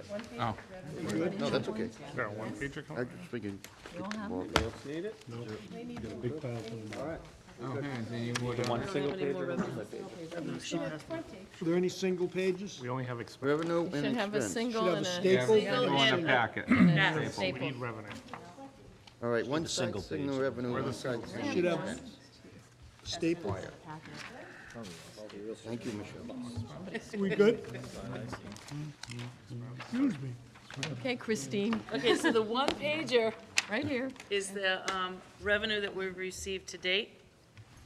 We're actually really we're right on track. We've received all of our assessments from the towns, operating assessment, capital assessment, and non-mandated busing assessment. If you look down, we've got chapter 70, we're have 10 months, so we're at 83%. If you look down to where you see the Chapter 71 Transportation, I received an update today that we're anticipating payment 1 of just over $335,000 in May, and the rest of it, another $335,000 in June. But going down where it says interest income, we were conservative in what we estimated at 10,000, and we've received 34,000. So I believe with our anticipated revenue for FY '18 at 30,000 for the interest income, that we'll be right on track. Good. The transfer from circuit breaker, I will do that at the end of June, and when we have the closeout in August, that will reflect there. I made the transfer from the unreserved surplus, which is excess and deficiency. So we're right on track with revenue. Does anyone have any questions? Christine, do you recall, and I know, again, for some of the new members, because of Munis and because of the way we've been getting this, we haven't had to borrow any money. That's right, we haven't had to do a RAN, because in June, according to our teachers' contract, they get their last 5 payments in June. So in the first few years that I was here, we only received Chapter 70 money quarterly. That would be an issue in June, because we wouldn't receive the quarterly payment until June 30. We typically would pay our teachers on or about the 20th of June, so we'd have to do a RAN, which is a revenue anticipated note, that you'd have to go through the state, you'd have to show them your cash flow, and then they'd have to prove that, yes, you need the $6 million for 10 days, and you pay interest on that. So now, the last 3 years, Chapter 70's been coming in on a monthly basis, which has way improved our cash flow. So does everybody understand that we haven't had to borrow any money for that gap time? Which has also saved the district and the taxpayers money, because the money is coming in monthly instead of quarterly. So that has updated some of what's going on with our budget and saved us some money. It's not a ton, but Right. every penny counts. And they've also talked about next year, the school choice, the charter school reimbursement. We typically don't see any reimbursement until October. There's been talk about how they're gonna start providing that monthly as well. So, based on what they know from our spring reports that we send in to DESE, and then they catch up with us and when we report again in October, so. Good, Charter school reimbursement, thank you. I noticed that was up a little bit. Yep, charter school is up a little bit. In the last budget that we got in June of last year, I originally had put in 78,000, and we thought it was gonna increase to 99,000, or be reduced, and we're over by 14,500, and we still have one more payment, so. that's What do you actually coming. anticipate it being? Probably another 10,000 or so, Good. so, yeah, we're up there too, Dan.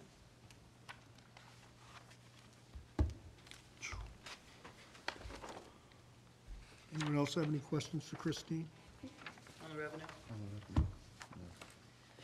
Okay, so the other bigger packet is the expenses to date.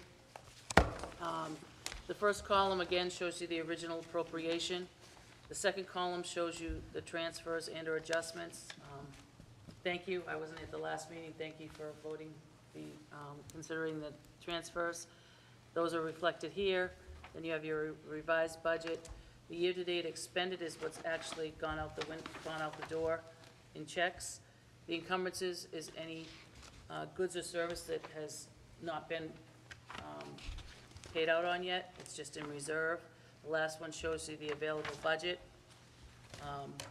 Couple of areas that I want to just focus in on, not particularly at schools, but this year we've had a lot of leave of absence from people that have been here for a while, and it's all been paid. So some of the substitute lines you'll see are reflected here that are over, because we're paying substitutes, long-term substitutes, for people that are out on leaves of absences.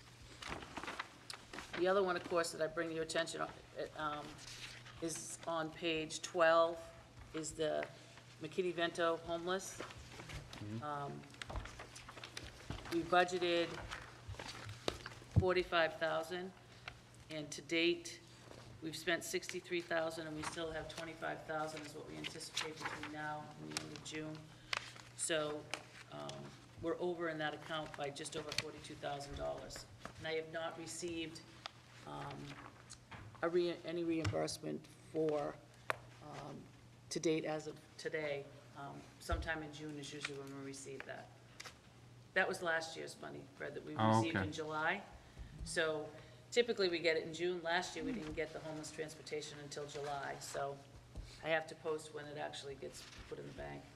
And how much do you expect, anticipate? This year, probably about Wanna guess? 30,000, 30, okay. yeah. So it'll come in July for Some- this fiscal year? Yes, sometimes it comes in June. Yeah. Last year it happened to come in July, that's why I say June or July. Yep, okay. And I, yeah. even though I have to post it when it's actually posted in the bank. Yeah. So, hopefully June we'll see something. They haven't been able to tell us that yet, so.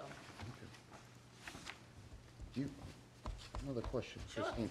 Do you see any more line item transfers before the Yes, end I'll of have the year? closeout line out transfers that will happen in August. August, okay.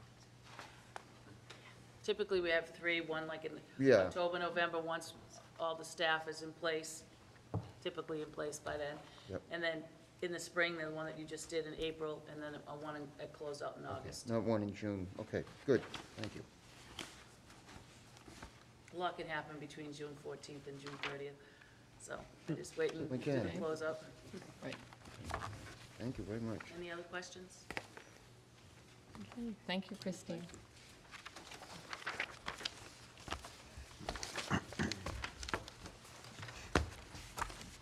Okay. Any other questions for Ruth? Thank you. Okay, old business, 2017, 2018 budget. Pretty much sums it up what Pretty you, much sums it up what Yeah. we talked about earlier about the towns at 8.5% and all the capital items and, Well, we don't really know what the state contributions are going to be at this point in time. There's some legislation out there. You know, we're hopeful that regional transportation will be higher than it was when we got the governor's budget. The whole issue of Chapter 70, how much per pupil. You know, the governor budgeted 20. That doesn't do much for us, so we're hoping that that will improve. Who knows when we'll know that? Sometimes we get that, know that by the end of June. Oftentimes, it's not till about the second week in July. So the actual final budget will come to you after we know exactly what we're getting from the state. which is typically in July. And the other concerned area that is the charter school assessment. That is, between the three budgets that are already out, it's all over the place. I mean, the last one, they were anticipating over almost $200,000 increase in the actual assessment. But then they're also saying that the charter school reimbursement will be increased, so. So we really have to wait on that piece of it. But in terms of the local contribution, you know, at this point, we know where we stand with that. so it looks all good. We're in a little bit better shape. Yeah, and I think much closer to target share, which Right. I think is certainly a benefit to everybody. Fred? And also on the state front, I did have a conversation with a former Whitman-Hanson grad who works for Senator Brady, Rick Branca. Yep. And Josh Cutler had sponsored legislation to increase the minimum per pupil expenditure to $50 on an annual basis. I believe Jeff Deal co-sponsored that, as did Senator Brady. Senator Brady is going to be speaking on behalf of that bill, on behalf of Jeff and Josh, or Josh and Jeff. So there may be a glimmer of hope that the $20 from the governor's budget, the House ended up at 30, may even go to 50, and it may be an annual, at least we can hang our hat on that, who knows? But as we hear from the state that they're taking in less money than they anticipated year after year, so. Thank you. Just so the people will know, that bill originated here with Josh Cutler, Jeff Deal, and Senator Brady sponsoring it through the time that we asked them to come and help us out with that problem when it was at $20. And they sponsored it and brought it in at 50, and then it got voted at 55. But I believe, Fred, isn't this bill a permanent bill to raise it from 20 to 50, so it does not get voted yearly? What it states is that the minimum increase that a school district will receive is a $50 per pupil That's what I'm saying. increase. It's a Minimum. permanent, it's a permanent bill. It brings it Permanent. from the 20 to the 50. Well, right now, there's nothing. No. Right now, it it's could be voted zero. every year. Right. Could be zero. It's voted every year, and That's right. what that means to us, and I think everyone here knows this, is there's no way to bet to take it to the bank, so to speak, of what's coming in. And if it goes from 50, we lose approximately $135,000 or $36,000. Makes a big And when your budget is as close as it all, not just Whitman-Hanson's budget, everyone's budget, if you looked at East Bridgewater last night, they've got very similar issues, and I think there's a town meeting somewhere locally here tonight that has the same school issues. So if it goes to the $50, it will give you some certainty of where you're going to start. There won't be that question, so. Mr. Chair. Kudos to them for trying to get that done. Mr. Boyce? Excuse me. I probably should have mentioned this earlier, but, you know, we were talking about the June 12th meeting. Unfortunately, I won't be here. I'm going on a well-deserved vacation after all the travel around the country. I'm going to go travel around the country again, on my own.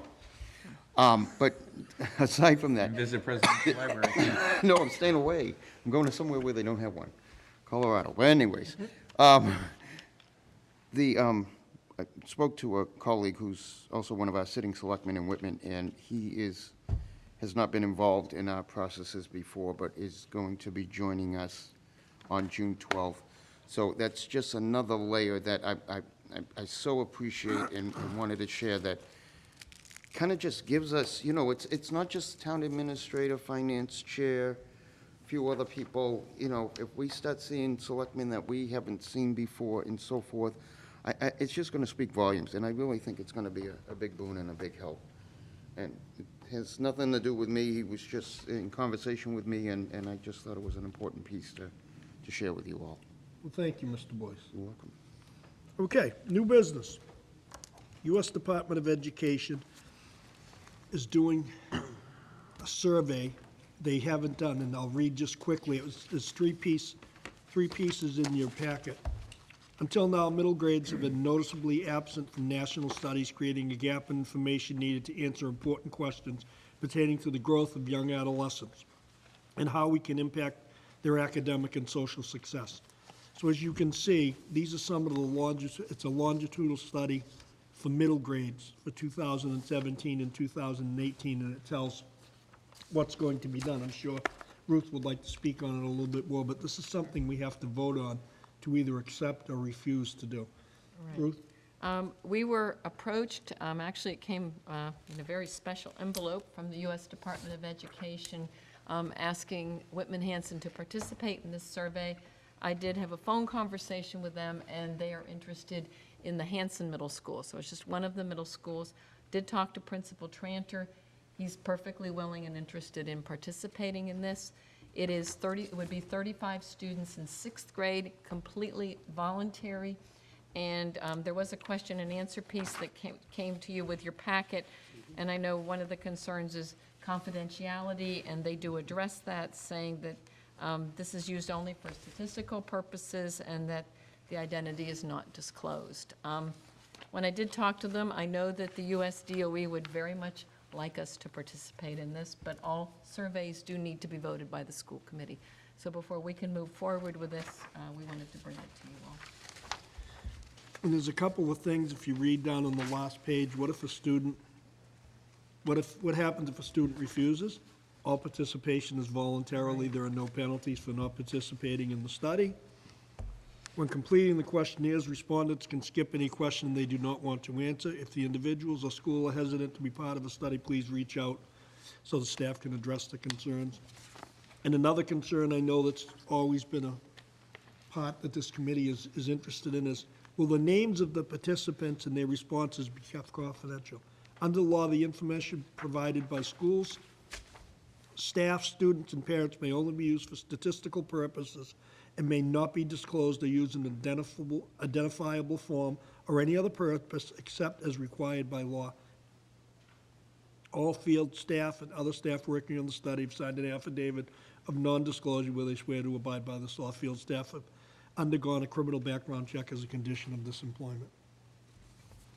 So basically, no names. And important information too, clearly, in terms of middle school. So we'll be looking for a vote. Do we have a sample of the survey that they're sending No, out? I don't have that at this point. I'm going to make a motion to accept so we can, Go into discussion. I'll second and Discussion, discussion. Ally, and then Fred. Do you have a question, Ally? I just wanted to know if there was a sample, that was all. Okay. This is a new survey, so, and it's an unprecedented survey, so I don't believe there is a sample Do at we this have an point. idea of, If we wanted that, I'm sure, you know, they could send us what they have. do we have a better idea of any idea of what type of questions they will be asking? Yeah, well, I think it tells you that when you read the, It does. yeah. School administrator will be asked to complete an approximate 40-minute web-based questionnaire about the school and the school environment and math. Teachers of students selected for the study will complete web-based questionnaires about their background and classroom characteristics, approximately 20 minutes, as well as an answer about questions about the skills and abilities of specific students in the study.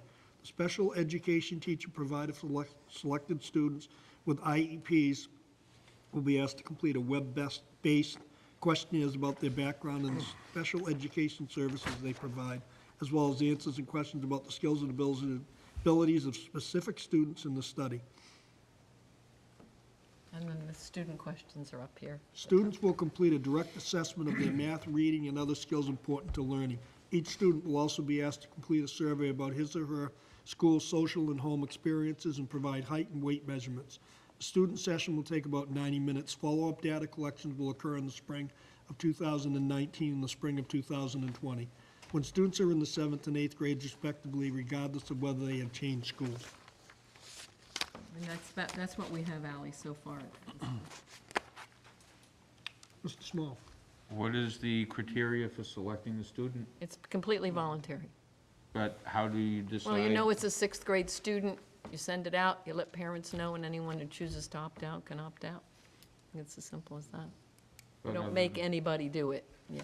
You don't make, and not everyone needs to do it, just needs to So be the 35. entire class will be offered? I would think you could offer it. I don't know how USDOE is going to do that, but they need 35 for their study. Says So, but we all don't partic- know how they're gonna say, I mean, which 35, well, it's got to be voluntary, so you could randomly pick 35, and of those 35, if a couple of them don't want to do it, you got to pick some more. It's all random though, Fred. It Random. says right here. Yep.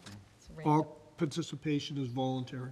and no, random. I understand that, but how do you decide what sample you're going to ask to volunteer?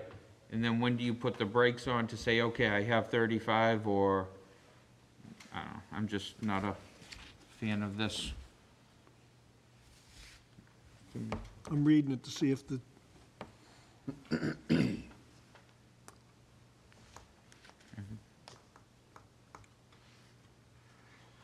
one parent of each sampled student will complete a questionnaire via a web survey or telephone interview. A paper and pencil version of the survey may also be available upon request. The questionnaire will take about 40 minutes to complete. So parents are involved. Students will complete a directed assessment. I already read that.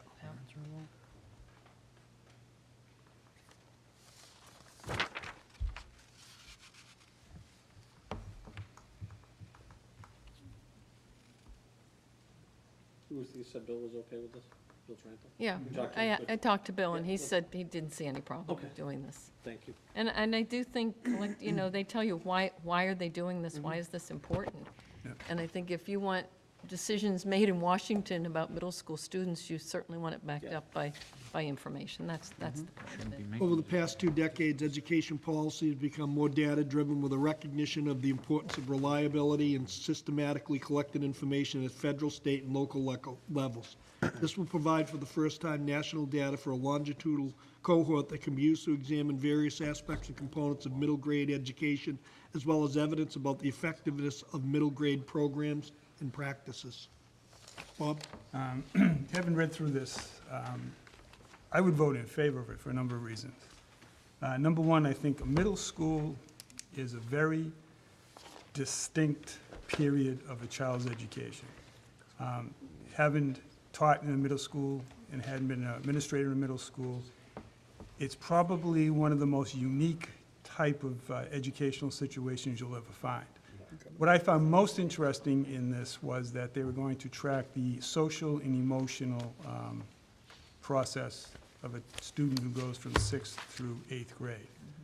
I think it's critical that we see what it's like within our district, within the state, within the country, to see what's going on in middle schools. Middle schools are just a hodgepodge of, I don't want to say madness, but the way everything goes, the way the students are, and plus you have to teach. So it's a very unique situation, and anyone who's in because middle school's changed over the years, but anyone who has any students in middle school now or in the past couple of years, you've seen a change, particularly the social emotional part. And I think it's important that we go forward with the survey.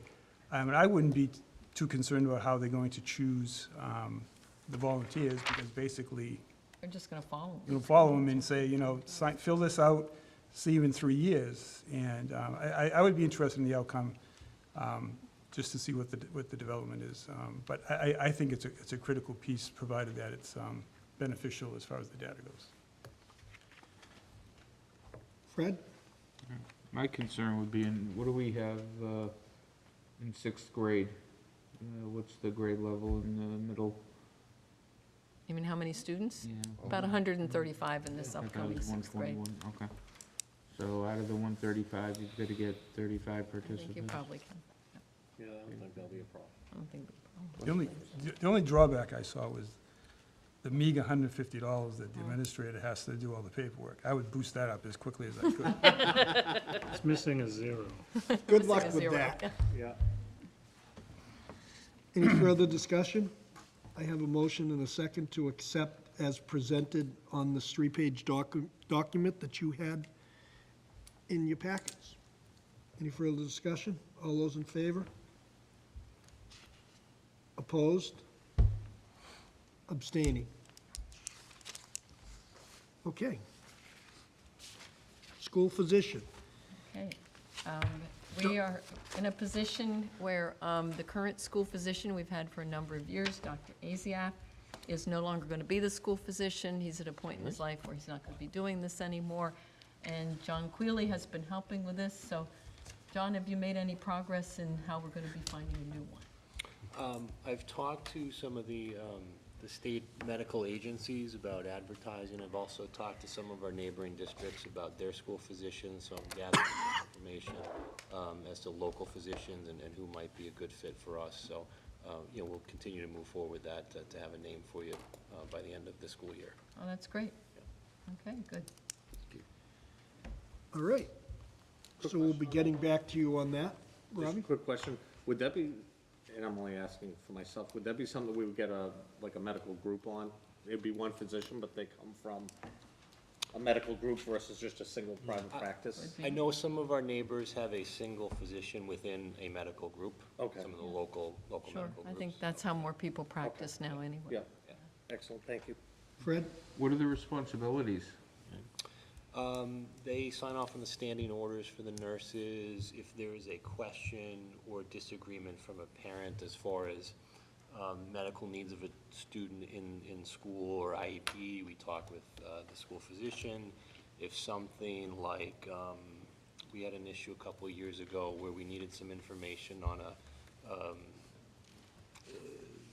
disease sort of moving around, contagion disease, we bring them in for consult, things of that nature. Consultant, more Yeah, or less. Yeah. it's not extensive work, but it's sort of an as-needed, and when it's as needed, it's important when we call, so to have them on standby is necessary.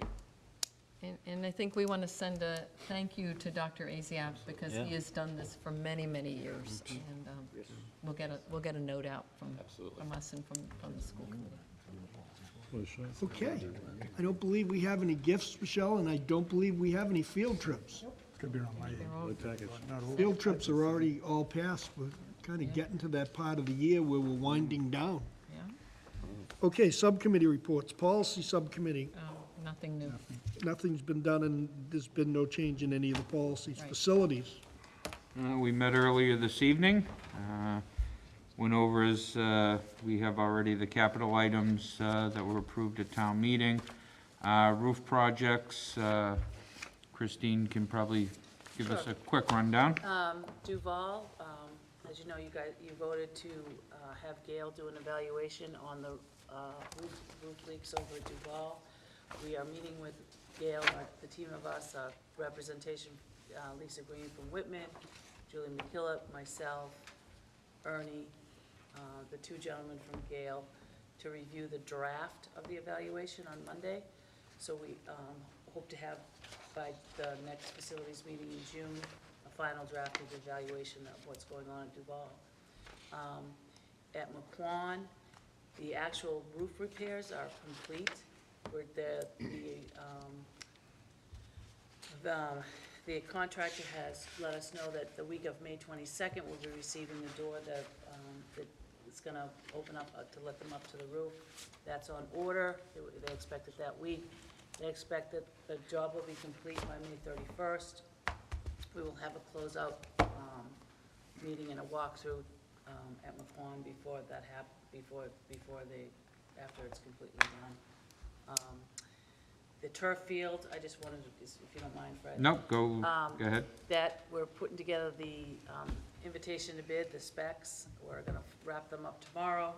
It's gonna be available on the website on Monday. We're gonna have a walkthrough down at the turf field on Friday, May 19th at 10 a.m. And the bids are due back on May 30th.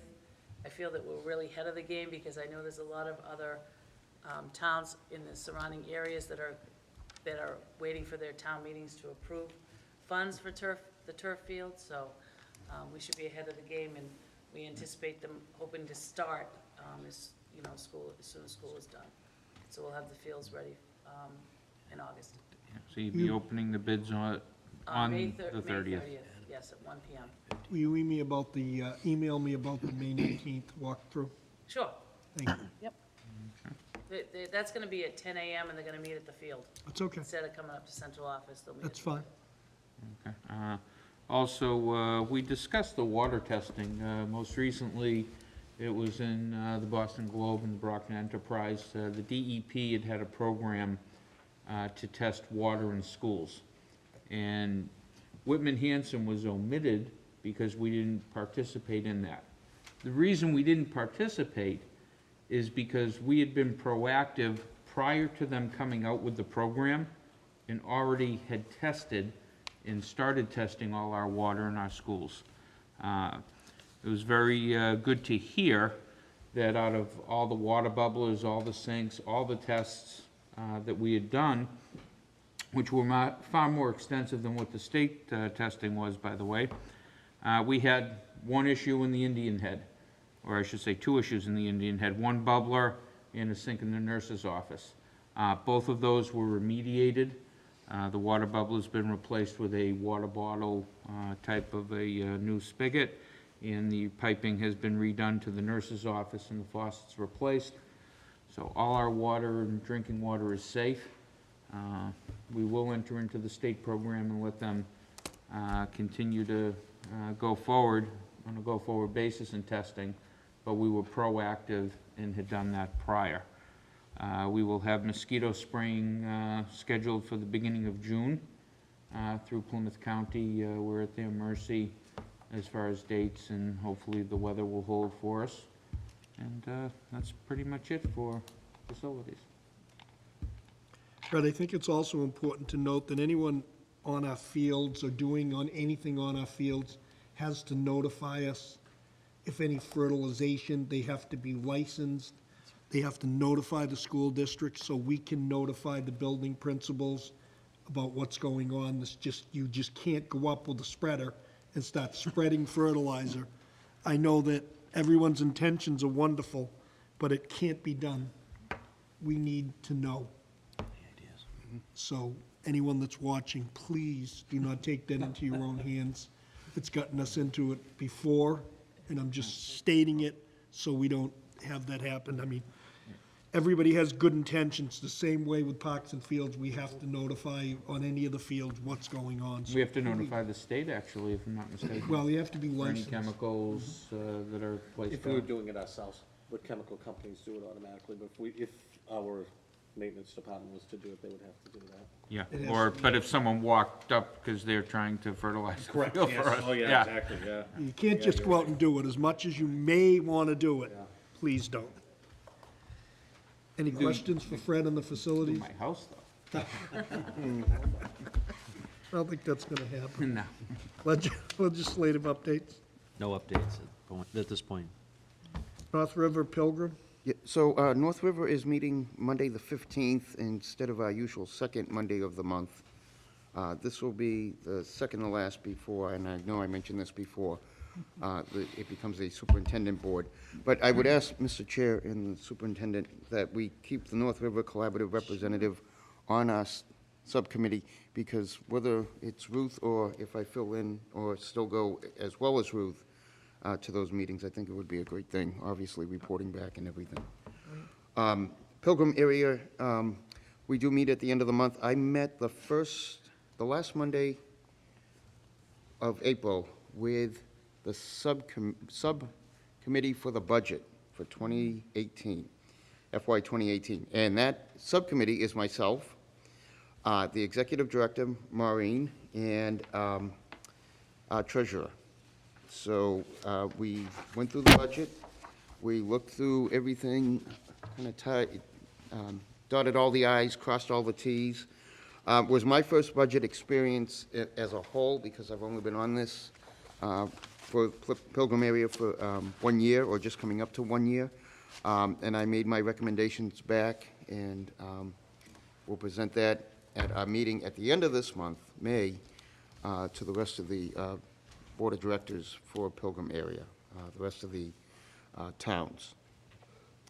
And that is it. And if I could add to the Pilgrim report, Pilgrim Area Collaborative is undergoing strategic planning. That's right. They're Yep. using the same process that we did, planning for success, and I've been part of the strategic planning as well as a facilitator in training with the consultant that we had here at Whitman-Hanson. So we met today, and they are just about finished with the plan, so they should have that Yeah, for the that should be board, ready and too, you'll be yeah. able to see it. But I think they've done a nice job with it. Excellent. So excellent. Any questions for Mr. Boyce? In the Regional Agreement Committee, have we received any dates, Michelle? We pretty much, I have, Michelle hasn't. I don't think, right? We heard from one of the consultants we met with. He gave us a list of dates. I know Christine's been in contact with them. I wrote back to him and I said, I don't think we should set any date, well, he gave dates of when they could meet and not meet. Right. And I said, once we've had the town elections on May 20th, we will know exactly who our committee is. Perfect. I think we need to see who we have, and then we'll get that date information out, and off we go. yeah, no, because there's no question that could change. No reason to do it before the elections. it No, seemed to me. and we're right around the corner from, what are we, 10 days off? It's 20th. A week from Saturday? Yep, 10 days. yep. Okay. I'd entertain a motion to adjourn. So moved. Second. All those in favor? Okay. Thank you, everyone. you. Thank you.